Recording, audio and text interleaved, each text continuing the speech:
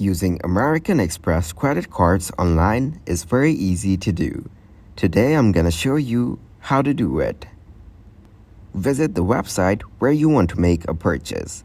This could be an online retailer, a service provider, or any other online platform that accepts credit card payments. Then, browse the website and select the items or services you wish to purchase. Now, add the selected items to your shopping cart. Once you've added everything you want to purchase, proceed to the checkout or payment page.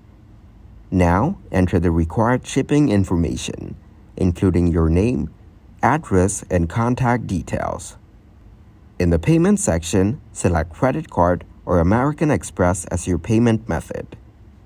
Enter your American Express credit card details, including the card number, expiration date, and the security code or CVV or CID located on the back of your card.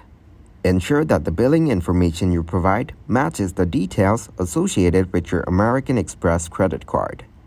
Review your order, including the items, quantities, and total amount.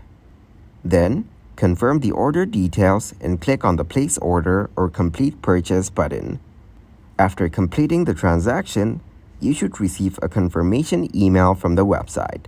Additionally, you can check your American Express account statement for the transaction.